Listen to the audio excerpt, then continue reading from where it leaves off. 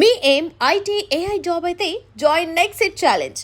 Job తెచ్చుకోండి, 5 లక్షలు తీసుకోండి.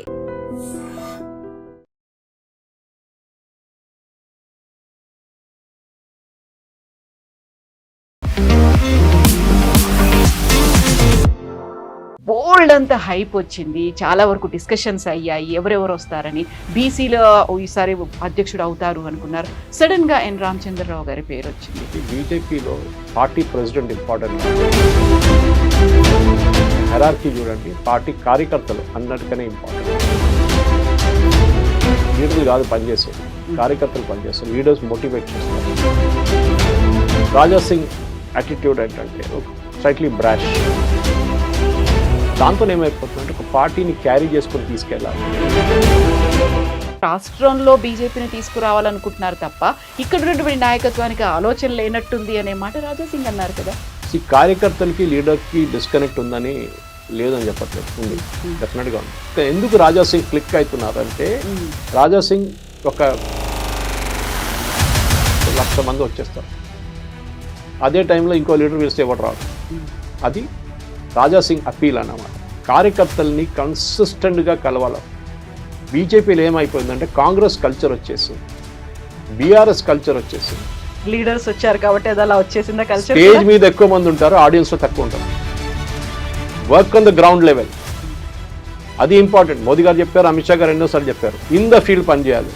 ఎలక్షన్ టైంలో కాదు మీ ఓటర్ దగ్గర వెళ్ళడం. ఎలక్షన్ టైంలో అందరూ వస్తారు ఓటర్ స్లిప్లు ఇవ్వడానికి, మా పార్టీకి ఓట్ వేయండి అని చెప్పడం.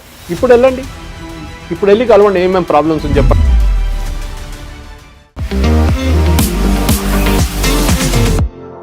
నమస్తే, నేను Kavitha. Welcome to I dream news and నిజాలు. తెలంగాణ రాష్ట్ర అధ్యక్షుడిగా బీజేపీ ఎన్ రామచంద్రరావుని నియమించింది. రామచంద్రరావు నియామకం కంటే ముందు, ఆ తర్వాత ఎందుకని రాష్ట్ర బీజేపీలో అసంతృప్తులు వినిపిస్తున్నాయి, ఎందుకని ఒక ఆందోళనకరమైనటువంటి వాతావరణం ఉంది అనేటువంటి మాట నేతల నుంచి వస్తోంది. మనతో పాటుగా ఉన్నారు senior journalist and political analyst Suresh Kochattil గారు. హలో సార్, నమస్తే. సార్, బోల్డ్ అంత హైప్ వచ్చింది, చాలా వరకు డిస్కషన్స్ అయ్యాయి ఎవరెవరు వస్తారని. బీసీలో ఈసారి అధ్యక్షుడు అవుతారు అనుకున్నారు. సడన్ గా ఎన్ రామచంద్రరావు గారి పేరు వచ్చింది. ఆయన పేరు ఉంది, ఆయనే అఫీషియల్ ఫైనల్ అవుతున్నారు అనుకున్నప్పుడు రాజా సింగ్ ఒక బాంబు పేల్చారు, నేను రిజైన్ చేసేస్తున్నానని. కరెక్ట్ గా ఆయన బాధ్యతలు తీసుకుంటున్న రోజే ఇంకొక ఎంపీ ధర్మపురి అరవింద్ నాకు పర్సనల్ పనులు ఉన్నాయి, నేను రావట్లేదు అని చెప్పారు. ఏం జరుగుతోంది సార్? అదే నాట్ హ్యాపీ విత్ రామచంద్రరావు గారని కాదు, దాని ముందు ఒక disclaimer పెట్టిస్తానండి. Ramachandra Rao is my classmate from degree college. So నేను ఏమన్నా ఆయన గురించి పాజిటివ్ గా చెప్తే కూడా ఎవరు అనుకోకూడదు దట్ ఐఎమ్ సపోర్టింగ్ అని. ఓల్డ్ ఫ్రెండ్, మొన్న కూడా ఫోన్ చేశారు నాకు after got elected 2 days before. కలుద్దాం సురేష్ ఒక రోజు అని చెప్పేసి. రామచంద్రరావు గారు నాకు ఏబీవీపీ రోజున తెలుసు, రైల్వే డిగ్రీ కాలేజ్ ఉన్నప్పుడు, దాని తర్వాత ఉస్మానియాలో ఉన్నప్పుడు తెలుసు నాకు అప్పటి నుంచి. ఆయన ఒక క్వైట్ క్యాండిడేట్. ఒకటి, ఆయన లాయర్ బై ప్రొఫెషన్. మీకు ఏ రోజన్నా వెళ్తే హైకోర్టులో లేకుంటే సికింద్రాబాద్ కోర్టులో కనిపిస్తారు ఆయన. ఆయన మొన్న కూడా చెప్పారు, నాకు ఇదే ఒకటే పని నాకు తెలుసు, ఈ పని చేయకపోతే నాకు డబ్బులు ఉండవు అని చెప్పేసి. మన ఒక బీజేపీ ఇక్కడ ఒకటే కాదు, చాలా స్టేట్స్, 6 స్టేట్స్లో ప్రెసిడెంట్స్ని మార్చారు ఇప్పుడు. యాక్చువల్లీ టర్మ్ ఎప్పుడూ అయిపోయింది. కిషన్ రెడ్డి గారు was stand by for Bandi Sanjay. ఎందుకంటే బీజేపీ ప్రెసిడెంట్కి యూజువల్లీ 2 years to 3 years ఉంటుంది పీరియాడిసిటీ. దాని తర్వాత కొత్తలు తీసుకురాలేదు. కిషన్ రెడ్డి గారిని స్టాప్ గ్యాప్గా తీసుకొచ్చారు. బీజేపీ ఎందుకు చేస్తారు ఇదని అడిగే దానికి, బీజేపీలో పార్టీ ప్రెసిడెంట్ ఇంపార్టెంట్ కాదు, పార్టీ ఒక హెరార్కీ చూడండి, పార్టీ కార్యకర్తలు అన్నట్టుగానే ఇంపార్టెంట్ అన్నమాట. లీడర్లు కాదు పనిచేసేది, కార్యకర్తలు పనిచేస్తారు, లీడర్స్ మోటివేట్ చేస్తారు. మీరు చెప్పిన 2 పేర్లు, ఒకటి రాజా సింగ్, ఇంకోటి ధర్మపురి అరవింద్. ఇద్దరు నాకు చాలా బాగా తెలుసు. రాజా సింగ్ యాటిట్యూడ్ ఏంటంటే ఒక స్లైట్లీ బ్రాష్. అంటే తెలుగులో దాని మీద you should come out the requisite word for that. ముఖానికి చెప్పేస్తాడు స్ట్రేట్ అవే. ఈ డిప్లొమాటిక్ బద్దలు కొట్టినట్టుగా మాట్లాడతారు, ఏం హైడ్ చేయరు. దాంతో ఏమైపోతుందంటే ఒక పార్టీని క్యారీ చేసుకొని తీసుకెళ్లాలంటే మీకు అన్ని షేడ్స్ ఆఫ్ ఒపీనియన్ ఉంటుంది పార్టీలో. ఇప్పుడు మీరు బీసీ కులం గురించి చెప్పారు. నా ఇక్కడ కులం కాదు ఇంపార్టెంట్. అట్లా అంటే రేవంత్ రెడ్డి ముఖ్యమంత్రిగా ఎందుకున్నారు? కాంగ్రెస్ వాళ్ళు కూడా బీసీ లీడర్ పెట్టాలి కదా, చేయలేదు వాళ్ళు. మినిస్టర్స్లో రేవంత్ రెడ్డి క్యాబినెట్లో ఎంతమంది ఓబీసీస్ ఉన్నారు, ఎంతమంది ఎస్సీలు ఉన్నారు, ఎంతమంది ఎస్టీలు ఉన్నారు? సో అది లేరు, ఆ ప్రపోర్షన్ అసలు లేరు అనమాట. ఇప్పుడు చేసిన సర్వే ప్రకారం చేస్తే దాంట్లో ఇద్దరు రెడ్డి మంత్రులు ఉండాలి, కానీ ఎంతమంది ఉన్నారో మనకు తెలుసు, ముఖ్యమంత్రితో సహా. బీజేపీ వైపు చూస్తే బీజేపీ పోయిన ఎలక్షన్లో, దట్ ఈస్ లోక్సభ, దానికన్నా ముందు జరిగిన అసెంబ్లీ ఎలక్షన్లో 8 సీట్లు గెలిచారు. బీజేపీ ఓటింగ్ పర్సెంటేజ్ డబుల్ అయింది, 19 నుంచి 35 అయింది లోక్సభకి. ఐ థింక్ ఈవెన్ అసెంబ్లీలో 23% దాకా వచ్చింది ఓట్ పర్సెంటేజ్. వాళ్ళ స్ట్రెంగ్త్ అర్బన్ అగ్లామరేషన్స్ ఉంటుంది యూజువల్లీ. అది కాకుండా మహారాష్ట్ర వైపు ఉన్న కాన్స్టిట్యున్సీలు బీజేపీ కొంచెం స్ట్రాంగ్ ఉన్నారు. అది ఆదిలాబాద్ ఉండొచ్చు, నిజామాబాద్ ఉండొచ్చు. తర్వాత బండి సంజయ్ ఓన్ కాన్స్టిట్యున్సీ అని కరీంనగర్, అది మహారాష్ట్రతో సంబంధం లేదు, కానీ ఆయన పర్సనల్ అపీల్ ఉంది అక్కడ. ఆయనకి ఎన్నో సంవత్సరాల నుంచి కార్పొరేటర్గా ఉన్నారు, సింపతి ఉండే ఆయనతో, అరే ఈయన ఎప్పుడైనా కల్పించాలని చెప్పేసి. దాని తర్వాత మీరు చూస్తే కిషన్ రెడ్డి సికింద్రాబాద్ ఎప్పటి నుంచో బీజేపీ స్ట్రాంగ్ హోల్డ్ ఉండే. బండారు దత్తాత్రేయ గారు కలిసారు అక్కడి నుంచి. దాని ముందు కాంగ్రెస్ వైపు నుంచి మానెమ్మ అంజయ్ గారు సతీమణి ఆమె కలిసింది అక్కడి నుంచి. చాలా బీజేపీ పట్టు అక్కడ ఉంది కాన్స్టిట్యున్సీ. కానీ చూడండి, అదే టైంలో బీజేపీ సికింద్రాబాద్ గెలిచినా కానీ లోక్సభ అసెంబ్లీ అన్ని ఓడిపోయారు సికింద్రాబాద్. అది ఎందుకని అడగొచ్చు మీరు. ఒక్కటి కూడా గెలుచుకోలేదు. ఒక్కటి కూడా అంటే 6 నెలల ముందు జరిగిన ఎలక్షన్లో ఒకటి గెలవలేదు. లోక్సభకి వచ్చిన లోక్సభ గెలుచుకున్నారు. సో న్యాచురల్లీ అక్కడ ఓటర్ ఏం చూస్తారంటే లోక్సభకి ఎవరిని పంపించారని చూస్తే బీజేపీకి 8 సీట్లు ఇచ్చారు 17 నుంచి. ఓకే, కాంగ్రెస్ కూడా అదే వచ్చింది ఒక టైం, ఎంఐఎంకి వచ్చేసింది టికెట్. ఈ డివిజన్ ఆఫ్ ఓట్స్లో చూస్తే మీరు మేనేజ్మెంట్ ఆఫ్ పార్టీ క్యాడర్ చాలా ఇంపార్టెంట్. మీద రాజస్థాన్ ముఖ్యమంత్రి పేరు అడుగుతాను, మీకు తెలుసండి. రాజస్థాన్ బీజేపీ చీఫ్ పేరు అడుగుతాను, మీకు తెలుసండి. ఎందుకంటే మీకు తమిళనాడు బీజేపీ చీఫ్ పేరు అడుగుతాను, అన్నామలై తర్వాత వచ్చిన అన్నామలై గుర్తుంటుంది మీకు. ఎగ్జాక్ట్లీ అన్నామలైని ఎందుకు తీసుకొచ్చారు? ఈ వాజ్ నోబడి. ఒక ఐపీఎస్ ఆఫీసర్ కొన్ని ఉడిపిలో ఉన్న ఐపీఎస్ ఆఫీసర్, ఆయన వాలంటరీ తీసుకొని పార్టీలో వచ్చారు. అన్నామలై ఏం చేశారు? ఫస్ట్ నేను పెద్ద లీడర్ ఎవరిని పట్టించుకోను, దానికోసం ఆయన ఇప్పుడు పక్కన పెట్టారు వీళ్ళు బీజేపీ వాళ్ళు. నేను కార్డర్ బిల్డప్ చేస్తా అన్నారు. తమిళనాడులో బూత్ వైజ్ కార్డర్ బిల్డప్ చేశారు, first leader to do so. Telangana కూడా నేర్చుకోవాలి ఆయన దగ్గర. రామచంద్ర గారు నేను కలిసినప్పుడు అదే చెప్తాను, ఫస్ట్ మీరు ఇక్కడ ఉన్నారు. లక్కీలీ తెలంగాణలో బీజేపీకి ఒక 80% దాకా కాన్స్టిట్యున్సీలో బూత్ లెవెల్ వర్కర్స్ ఉన్నారు, బూత్లో కూర్చుంటారు, ఓటింగ్ రోజు ఆ బూత్లో ఉంటారు వాళ్ళు. అది అన్ని పార్టీకి కావాలని లేదు, ఎందుకంటే కాంగ్రెస్ లాంటి పార్టీ కానివ్వండి, మిగతా పార్టీలు ఎవరైనా బీఆర్ఎస్ లాంటి పార్టీలో వాళ్ళకు బిర్యానీ మందు డబ్బులు ఇస్తేనే వాళ్ళు బూత్లో కూర్చుంటారు. బీజేపీ వాళ్ళు అట్లా కాదు, బికాజ్ ఆర్ఎస్ఎస్ కల్చర్ నుంచి వస్తారు వాళ్ళు. వాళ్ళు టిపికల్ వస్తారు, పని చేస్తారు, ఇంటికి వెళ్ళిపోతారు, వాళ్ళకి ఏమి ఇవ్వక్కర్లేదు అనమాట. కానీ ఆ బిల్డప్ చేయాలంటే తెలంగాణలో, ఎందుకంటే ఇప్పుడు లోక్సభ ఇప్పుడు ఎలక్షన్ ఏం లేదు, అసెంబ్లీ కూడా లేదు, లోకల్ బాడీ ఎలక్షన్స్ రాబోతుంది. లోకల్ బాడీ ఎలక్షన్లో పార్టీలు కాదు అక్కడ ఇంపార్టెంట్, ఇండివిజువల్స్ ఇంపార్టెంట్. జెడ్పీటీసీలు కానివ్వండి, ఎంపీటీసీలు కానివ్వండి, సర్పంచ్లు కానివ్వండి, వీళ్ళందరూ ఇండివిజువల్ బేసిస్లో గెలుస్తారు. ఏ పార్టీ పవర్లో ఉందో వాళ్ళ వైపు వెళ్తారు వాళ్ళు. బీఆర్ఎస్ ఉన్నప్పుడు అందరూ కేసీఆర్ భజన పాడిండ్రు, కేసీఆర్ కొనుక్కుంటాడు అందరినీ. అప్పుడు ఆ టైంలో ఎవరు ఏ ఇండిపెండెంట్గా కలిసినా కానీ బీఆర్ఎస్లో చేరిపోతాడు. ఇప్పుడు చూడండి అందరూ కాంగ్రెస్ వైపు వెళ్తారు. వాళ్ళకి ఏంటంటే డబ్బులు సంపాదించాలి, 10 కాంట్రాక్టులు దొరికితే వాళ్ళ చుట్టాల పేరు మీద ఏదైనా డబ్బులు సంపాదించుకోవచ్చు. ఇదే వాళ్ళ స్ట్రాటజీ. జెడ్పీటీసీలు ఎంపీటీసీలు ఎందుకు అవుతారు? ప్రజలు సేవ చేయడం కాదు వాళ్ళది, మెయిన్గా డబ్బులు సంపాదించడం. అదే ఈవెన్ ఎమ్మెల్యే లెవెల్లో కూడా అంతే నడుస్తుంది. మెయిన్గా కాంట్రాక్ట్ మీద కాంట్రాక్ట్, వాళ్ళకి వచ్చే ఎంపీ లాంటి ఫండ్స్ నుంచి ఏం జరుగుతుందో అది చూసుకుంటారు వాళ్ళు అనమాట. అందరినీ చెప్పట్లేదు, most of them are like that. ఎందుకంటే ఒక ఎలక్షన్కి మీరు 25-30 కోట్లు ఖర్చు పెట్టినప్పుడు మీరు దాన్ని డబ్బులు సంపాదించాలి, 50 సంపాదించాల్సి వస్తుంది మీకు నెక్స్ట్ ఎలక్షన్లో ఖర్చు పెట్టాలంటే. ఎక్కడి నుంచి వస్తుంది మీకు 50 కోట్లు? ఎవరు తెచ్చియరు మీకు, ఎక్కడి నుంచో సంపాదించాలి. సో నేను ఇదంతా ఎందుకు చెప్తున్నా అంటే, మీకు ఒక ఎలక్షన్ మిషనరీ నడిపించాలంటే మీకు ఐదర్ పార్టీ ఫండ్స్ ఉండాలి, లేకుంటే ఇండివిజువల్ ఫండ్స్ ఉండాలి. బీజేపీ వైపు గెలిచిన లీడర్లు అందరూ ఇండివిజువల్ లీడర్స్ స్ట్రెంగ్త్గా. ధర్మపురి అరవింద్కి వాళ్ళ ఫాదర్ డి శ్రీనివాస్ టైం నుంచి నిజామాబాద్ వైపు అటువైపు మంచి పట్టుంది. ఇటు ఆదిలాబాద్లో కూడా అంతే బీజేపీ. ఒకసారి సోయం బాపురావు గెలిచారు, ఆయన కాంగ్రెస్ నుంచి వచ్చి బీజేపీలో జాయిన్ అయ్యారు, ఎట్లా గెలిచారు ఆయనకే తెలియదు. ఈసారి ఆయన రాకపోతే ఓడిపోతారని చెప్పిన ఊహాలు ఉన్నాయి, కానీ అప్పుడు కూడా బీజేపీ గెలిచారు. అంటే ఇండివిజువల్ పార్టీ కాదు, ఇండివిజువల్ బేసిస్లో బీజేపీ అక్కడ గెలిచారు అనమాట. కార్యకర్తలు సపోర్ట్ చేస్తారు. ఇప్పుడు మీరు అడగొచ్చు, ఈయన్ని కొత్త ఒక ఆయన తీసుకొచ్చి ఎంపీగా మీరు ఆదిలాబాద్లో పెట్టినప్పుడు కార్యకర్తలు ఆయన కోసం పనిచేస్తారా లేదా అనేది. అది టాప్ నుంచి వస్తుంది ఒక ఇండికేషన్, పని చేయాలని చెప్పేసి పని చేస్తారు. ఓకే, దాంట్లో మీరు చెప్పొచ్చు సంఘు వాళ్ళు ఉంటారా లేదా అంటే, సంఘు వాళ్ళు యూజువలీ పాలిటిక్స్లో డైరెక్ట్లీ దిగరు, వాళ్ళు జనజాగరణ చేస్తారు. ఎప్పుడు వెళ్ళి బీజేపీకి ఓటేయమని చెప్పారు, ఇండైరెక్ట్గా చెప్తారు వాళ్ళంతే, మంచి పార్టీకి ఓటేయండి అని చెప్తారు. అది కాకుండా మీకు అసెంబ్లీకి వచ్చినప్పుడు ఏమైందంటే అక్కడ కూడా మీరు చూడండి, అసెంబ్లీలో కూడా ఈవెన్ కామారెడ్డి లాంటి కాన్స్టిట్యున్సీలో 2 ముఖ్యమంత్రులు అంటే ఒకటి టు బీ అండ్ ఒకటి ఎగ్జిస్టింగ్ ముఖ్యమంత్రిని ఓడిపించిన మనిషి అక్కడ ఉన్నారు, బీజేపీ ఎమ్మెల్యే ఉన్నారు, అందరికి తెలుసు. ఎట్లా గెలిచారండి ఆ సీటు?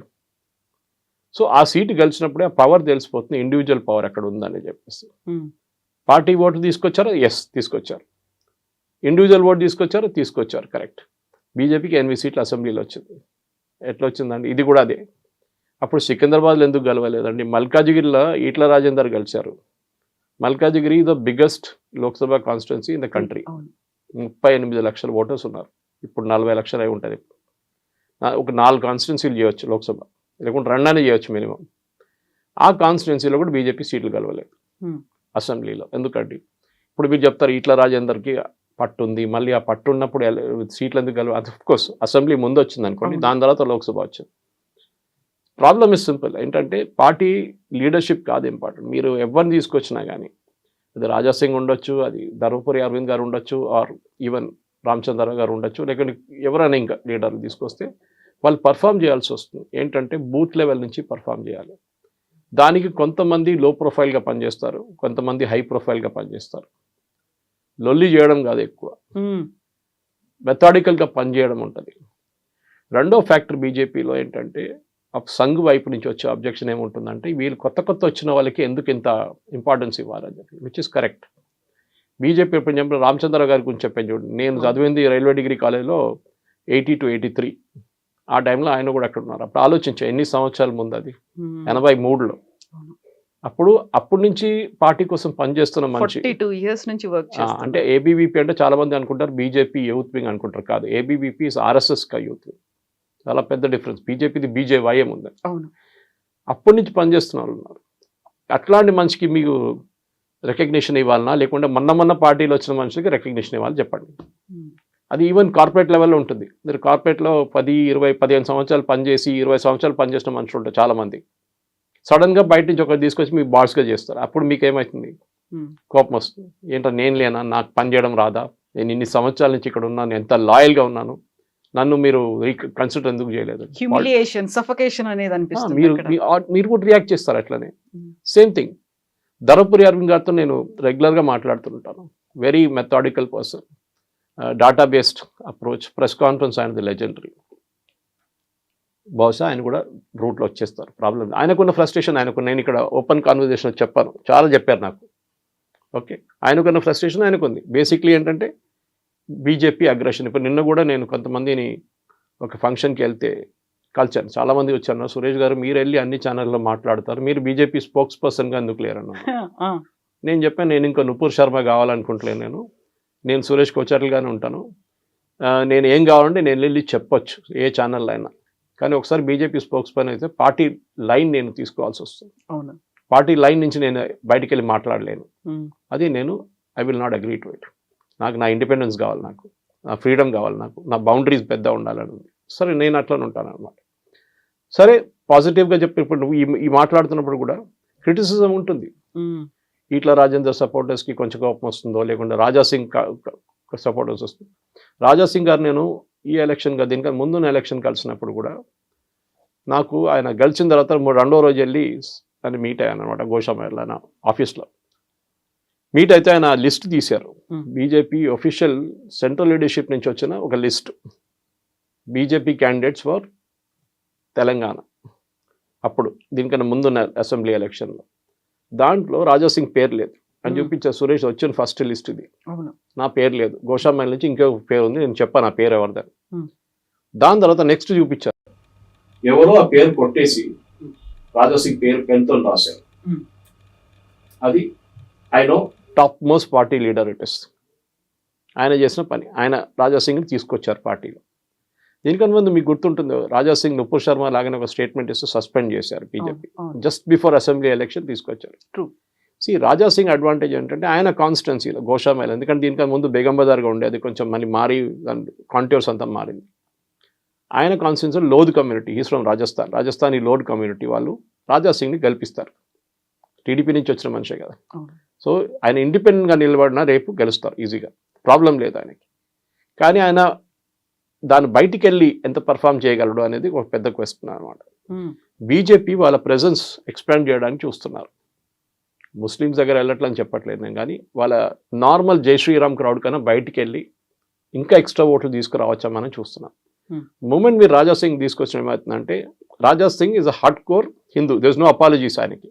ఆయన ఉన్న పాలిటిక్స్ ఆయనకు ఉంది.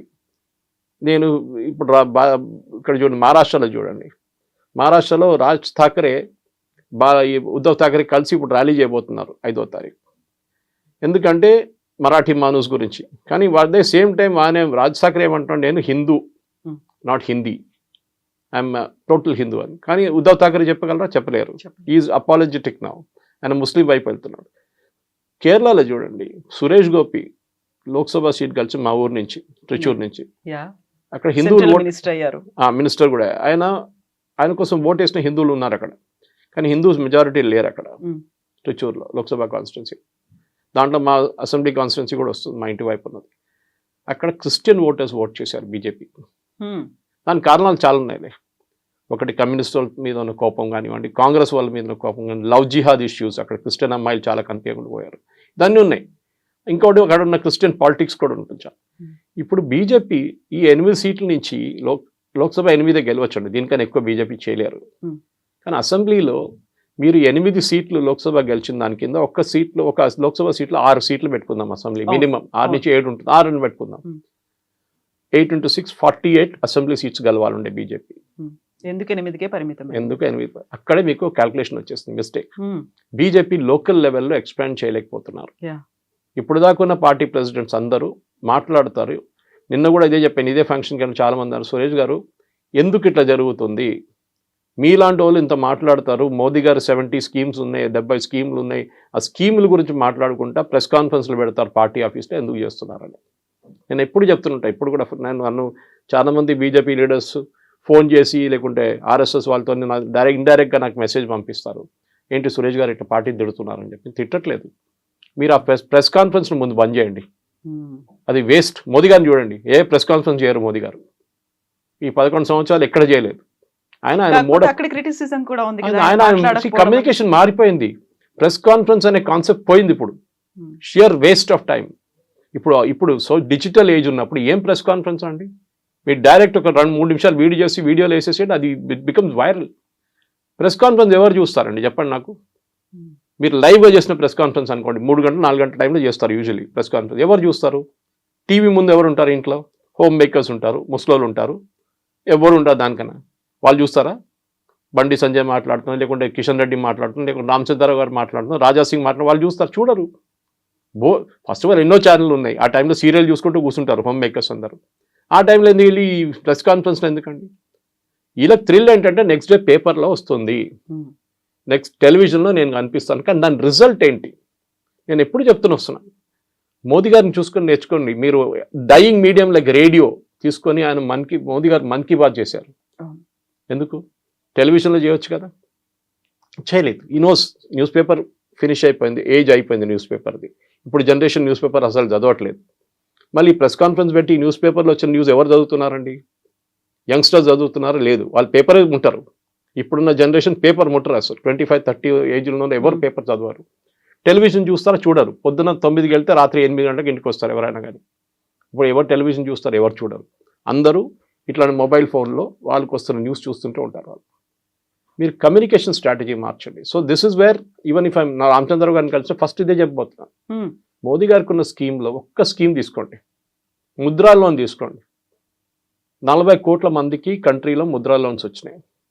అకౌంట్స్ 40 crore అకౌంట్స్, డబ్బులు చాలా ఖర్చు అయినాయి, అది డిస్పర్స్ అయింది అనుకోండి. దాంట్లో మినిమం తెలంగాణలో ఇక్కడున్న పాపులేషన్ కన్నా 6 కోట్లని పెట్టుకుందాం, 5 కోట్లు పెట్టుకుంటే కూడా 2.5 కోట్ల మందికి ఇక్కడ ముద్రా లోన్లు వచ్చినాయి. వాళ్ళ ఫ్యామిలీ మెంబర్ కూడా ఉంటారు కదా, పెడితే ఆల్మోస్ట్ ఎవ్రీ ఓటర్ అంటే 80% ఆఫ్ ఓటర్స్కి బెనిఫిట్ అయింది. వాళ్ళు కుట్టు మిషన్ కొనుక్కున్నారో, వాళ్ళు కిరాణా కొట్టు ఎక్స్పాండ్ చేశారో, వెల్డింగ్ షాప్ పెట్టుకున్నారో, లేత్ మిషన్ పెట్టుకున్నారో, ఏమైనా చేశారు. వాళ్ళు కెమెరాలు కొనుక్కున్నారు చాలామంది నాకు తెలిసిన వాళ్ళు ముద్రాలో. ఎందుకంటే షూరిటీ అక్కర్లేదు, కొలాటరల్ అక్కర్లేదు, మీరు కన్వే చేయగలరా? చేయలేరు. This is where BJP Telangana has failed, miserably failed. నేను ఇప్పుడు ఎన్నోసార్లు చెప్పాను, మోదీ గారికి ఉన్న స్కీములు మీరు ఒక్క స్కీమ్ తీసుకొని మీరు పబ్లిసిటీ చేయండి, మీరు మాట్లాడకండి, ఆ బెనిఫిషరీని తీసుకొచ్చి కెమెరా ముందు కూర్చొని మాట్లాడిపించండి. They are the real brand ambassadors. వాళ్ళు చెప్తే చాలు మీకు, వాళ్ళు వాళ్ళ జీవితం గురించి మాట్లాడినప్పుడు your message gets conveyed. Leadership is not important. Modi garu ఇప్పుడు జేపీ నడ్డా గారు ఇన్ని సంవత్సరాల నుంచి బీజేపీ చీఫ్గా ఉన్నారు. ఈ suppose to been replaced before the election, 24 election తర్వాత. ఇప్పుడు మనం 25కి వచ్చేసాం, ఆల్రెడీ జూలైలో ఉన్నాం. మార్చారా? మార్చలేదు. ఇప్పుడు కూడా ఆయన ఎవరిని పెట్టాలి, శివరాజ్ సింగ్ చౌహాన్ పెట్టాలన్నా, నితిన్ గడ్కరీని చేయాలన్నా అని చెప్పి అక్కడ పెద్ద చర్చ నడుస్తుంది. కానీ పార్టీ నడుస్తుంది కదా. ప్రాసెస్ ఇస్ ఇంపార్టెంట్, పీపుల్ కాదు. కాకపోతే ఇక్కడ కార్యకర్తలు, మన ముందు నుంచి కూడా బీజేపీ కార్యకర్తలు బేస్డ్గా ఉన్నటువంటి పార్టీ. కార్యకర్తలకి మనసులో ఏముంది, వాళ్ళు ఎవరు కావాలనుకుంటున్నారు అది ఆలోచించలేదు. At the same time double engine సర్కార్ అనేది చెప్తున్నారు. కార్యకర్తలు మనకి ఇక్కడ రాష్ట్రంలో బీజేపీని తీసుకురావాలనుకుంటున్నారు తప్ప ఇక్కడ ఉన్నటువంటి నాయకత్వానికి ఆలోచన లేనట్టుంది అనే మాట రాజాసింగ్ అన్నారు కదా. కార్యకర్తలకి లీడర్కి డిస్కనెక్ట్ ఉందని లేదని చెప్పట్లేదు, ఉంది, డెఫినెట్గా ఉంది. ఎందుకంటే కార్యకర్తల్ని ఎప్పుడు అడ్రస్ చేస్తారంటే, మోదీ గారు ఏదో మీటింగ్ పెట్టినప్పుడు, లేకుంటే అమిత్ షా గారు వచ్చినప్పుడు ఒక మీటింగ్ పెట్టినప్పుడు కార్యకర్తలు పిలుస్తారు. మీరు కార్యకర్తల్ని స్పెసిఫిక్ ఎమ్మెల్యే లెవెల్ కానివ్వండి, ఈవెన్ వితౌట్ ఎమ్మెల్యే కూడా ఉన్నప్పుడు కూడా కానీ, మీ సిటీ ప్రెసిడెంట్ లెవెల్లో ఉన్నా కానీ, మీరు ఎంతమంది కార్యకర్తల్ని కలిశారు? కలవరు అసలు. నేను చెప్తున్నాను, ఎలక్షన్ టైం ముందు కలుస్తారు, అందరిని పిలిపిస్తారు. బూత్ మేనేజ్మెంట్ గురించి, జన్ జాగరణ గురించి అన్నీ చేస్తారు ఆ టైంలో. ఇవి చాలా ఇంపార్టెంట్. మీరు చెప్పిన ప్రశ్న కరెక్ట్. కార్యకర్తలు ఎందుకు రాజాసింగ్ క్లిక్ అవుతున్నారు అంటే, రాజాసింగ్ ఒక హనుమాన్ ప్రొసెషన్ పెడతాం, జయ హనుమాన్ ప్రొసెషన్ పెడతాం, శోభయాత్ర 1,00,000 మంది వచ్చేస్తారు. అదే టైంలో ఇంకో లీడర్ పిలిస్తే ఎవరు రాడు. అది రాజాసింగ్ అప్పీల్ అన్నమాట. అందరు అట్లా చేయలేరు. ఇప్పుడు యోగి ఆదిత్యనాథ్ గవర్నర్ ఆయన మాట్లాడుతున్న ఒక ఫీవరిష్ పిచ్తో మాట్లాడతారు. అదే టైంలో మీరు శివరాజ్ సింగ్ చౌహాన్ తీసుకోండి, చాలా సాఫ్ట్గా మాట్లాడతారు. కానీ ఇద్దరు పని చేపిస్తారు కదా. ఇద్దరు ముఖ్యమంత్రులుగా ఉన్నారు. ఒక ఆయన ఎక్స్ చీఫ్ మినిస్టర్, ఒక ఆయన ప్రెసెంట్ చీఫ్ మినిస్టర్. ఈ కార్యకర్తలకి లీడర్స్కి డిస్కనెక్ట్ ఉందని ఏ డౌట్ లేదు. పాసిబ్లీ రామచంద్రరావు గారికి అన్నిటికంటే పెద్ద ఛాలెంజ్ ఇది. ఇప్పుడు కార్యకర్తల్ని కన్సిస్టెంట్గా కలవాలి. బీజేపీలో ఏమైపోయిందంటే కాంగ్రెస్ కల్చర్ వచ్చేసింది, బీఆర్ఎస్ కల్చర్ వచ్చేసింది. లీడర్స్ వచ్చారు కాబట్టి అది అలా వచ్చేసిందా కల్చర్. స్టేజ్ మీద ఎక్కువ మంది ఉంటారు, ఆడియన్స్ లో తక్కువ ఉంటారు. అందరికీ స్టేజ్ లో కూర్చోవాలి. చూడండి, మీరు ఒక ప్రెస్ కాన్ఫరెన్స్ చూడండి, బీజేపీ స్టేట్ ఆఫీస్ లో 9-10 మంది ఉంటారు పైన. ఎందుకంటే అంతమంది? అందరూ టీవీలో కనిపించాలి. నేను sorry, work on the ground level, అది ఇంపార్టెంట్. మోదీ గారు చెప్పారు, అమిత్ షా గారు ఎన్నోసార్లు చెప్పారు. నేను అమిత్ షా గారితో పనిచేశానండి లక్నోలో, వారణాసిలో 2014 ఎలక్షన్ టైంలో. నేను అక్కడ ఉన్నాను, చూశాను ఆయన వర్క్ మెథడాలజీ. స్లేవ్ డ్రైవర్ అని చెప్తారు చూడండి ఇంగ్లీష్లో, దట్ ఈస్ వాట్ హీస్. పొద్దున 3 గంటలకు మీటింగ్ పెడతారండి, మళ్ళీ అంటారు 6 గంటలకు కలుద్దాం అంటారు, మళ్ళీ 3 hours లేటర్. ఒకసారి నాకు ఇప్పుడు కూడా గుర్తుంది, వారణాసిలో 2014లో చాలామంది మేము పొద్దున 10 గంటలకు ఛాయ్ తాగి సమోసాలు తిని జిలేబీలు తిని కూర్చుంటాం పొద్దున. అక్కడ బ్రేక్ఫాస్ట్ అదే కదా. కూర్చున్నప్పుడు వచ్చి చూసి కోపం వచ్చి, 5 मिनट में कोई दिखेगा इधर लात मार के बाहर निकाल दूंगा అంటే 5 నిమిషాలు ఇంకెవడని ఇక్కడ కనిపిస్తే కొట్టి బయట పంపిస్తారు. ఇన్ ద ఫీల్డ్ పని చేయాలి. ఎలక్షన్ టైంలో కాదు మీ ఓటర్ దగ్గర వెళ్ళడం. అప్పుడు ఎలక్షన్ ఉండే అనుకోండి, ఇక్కడ కూడా అదే చెప్తాను, మీరు ఓటర్ దగ్గర ఎప్పుడు వెళ్ళాలండి? When is not expecting you, మిమ్మల్ని ఎక్స్పెక్ట్ చేయట్లేదు. ఎలక్షన్ టైంలో అందరూ వస్తారు ఓటర్ స్లిప్లు ఇవ్వడానికి, మా పార్టీకి ఓట్ వేయండి అని చెప్పండి. ఇప్పుడు వెళ్ళండి, ఇప్పుడు వెళ్ళి కలవండి, ఏమేమి ప్రాబ్లమ్స్ అని చెప్పండి. నీళ్ళ ప్రాబ్లం ఉందా, డ్రైనేజ్ ప్రాబ్లం ఉందా, లేకుంటే ఇంకేమైనా ఇష్యూస్ ఉందా అని వాళ్ళు అడగండి ఓటర్స్ని, వాళ్ళు అప్రిషియేట్ చేస్తారు. అది చేయాలండి. దట్ ఈస్ వేర్ కార్యకర్తలు పనికి వస్తారు మీకు. ఎందుకంటే వాళ్ళు గల్లీ వాళ్ళకి తెలుసు. ఇది కార్యకర్తలు, లక్షలాది మంది కార్యకర్తలు ఉన్నప్పుడు వాళ్ళని వాడుకోవడానికి తెలియాలి ఎట్లా చేయాలి. అక్కడే లీడర్షిప్ కేపబిలిటీ వస్తుంది. ఏదో నేను 10 మంది, నేను 20 మంది స్టేజ్లో కూర్చుంటాను, బయట 100 మంది కూర్చుంటారు, 100 మంది కూడా ఆలోచిస్తాను నేను కూడా ఒకటే స్టేజ్లో కూర్చోవాలి. స్టేజ్లో కూర్చోక్కర్లేదండి. I hate that. నన్ను కూడా చాలామంది స్టేజ్లో వచ్చి కూర్చోమంటారు పబ్లిక్ మీటింగ్. నేను నా టర్మ్ వచ్చినప్పుడు పిలవమంటాను అంతే. నేను ఎప్పుడు మాట్లాడే అప్పుడు నేను వచ్చి మాట్లాడి మళ్ళీ ఆడియన్స్లో కూర్చుంటాను. అది నేర్చుకోవాలి.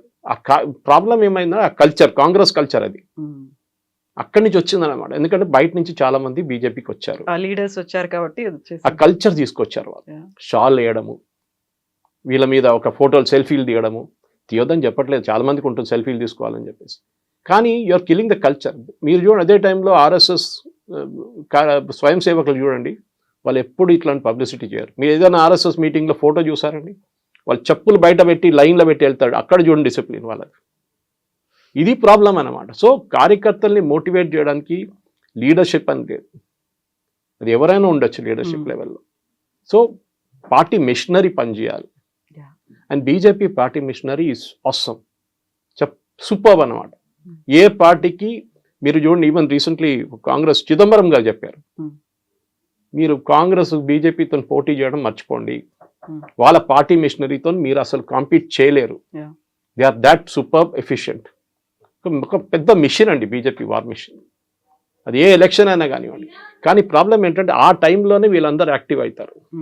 అది కాకుండా రామచంద్రరావు గారు లాంటి వాళ్ళు you should carry Dharmapuri Arvind everybody, అందరికి ఒక్కొక్క ఇండివిజువల్ ఫ్రీడమ్ ఇచ్చేసేయాలి. మీ ఏరియాలో మీ డిస్ట్రిక్ట్లో చుట్టుపక్కల డిస్ట్రిక్ట్లో మీరు ఇన్ఛార్జ్, అసెంబ్లీలో అదే చేశారు. అసెంబ్లీ ఎలక్షన్ టైంలో అందరికీ ఎక్కడున్న ఎంపీలకి ఉన్న వాళ్ళకి రెస్పాన్సిబిలిటీ ఇచ్చారు. ఈ అసెంబ్లీ కాన్స్టిట్యున్సీస్ అంతా మీ కింద వస్తుంది, ఇక్కడి నుంచి మీరు గెలిపించాల్సిందే. అది ఏదైనా కానీ ఆర్మూర్ కావచ్చు, ఏదైనా కావచ్చు. So you have to win అన్నమాట. సో లీడర్షిప్ అనేది రామచంద్రరావు గారు ఇంకుంటారు, 3 సంవత్సరాలతో ఆయన పోతారు, కొత్త వాళ్ళు వస్తారు. సో ఈ లీడర్షిప్ కోసం స్టేజ్ మీద కూర్చోవడానికి, నేను పార్టీ ప్రెసిడెంట్ అని చెప్పుకోవడానికి కాదు ఇంపార్టెంట్. మీరు డౌన్ లెవెల్ కార్యకర్తల్ని మోటివేట్ చేయాల్సి వస్తుంది, వాళ్ళతో పని చేయించుకోవాల్సి వస్తుంది. లీడర్స్ కాదు ఇంపార్టెంట్, కార్యకర్తలు ఇంపార్టెంట్. ఎస్ సురేష్ గారు, థ్యాంక్ యూ సో మచ్. బోల్డ్ అన్న అయితే సవాళ్ళు ఉన్నాయి, ఛాలెంజెస్ ఉన్నాయి, వీటన్నిటిని అధిగమించి ఎలా రామచంద్రరావు గారు ఏకదాటి మీద అందరినీ ముందుకు తీసుకెళ్తారు అనేది. Thank you so much Suresh గారు, థ్యాంక్ యూ. నిజంగా ప్రస్తుతం ఉన్నటువంటి సమాజం దేనికి ప్రయారిటీ ఇస్తుంది? ఆర్థిక సంబంధాల చుట్టూ మాత్రమే తిరుగుతోంది. మళ్ళీ ఎన్నికలంగానే చాలా విరక్తి కలుగుతున్నాం. మంచి అనిపిస్తుంది కదా, లేడీస్ కూడా ఛాలెంజింగ్ జాబ్స్ చేసినప్పుడు చాలా బాగుంటది. ట్రాఫిక్ అసిస్టెంట్స్ గా నియమించిన ట్రాన్స్జెండర్స్ అందరితో సాల్యూట్ చేయించుకుంటున్నారు. ఫుడ్ డెలివరీ ఇవ్వటానికి వెళ్ళినటువంటి డెలివరీ బాయ్ అనిల్ పై కళ్ళ ముందు పెళ్ళండి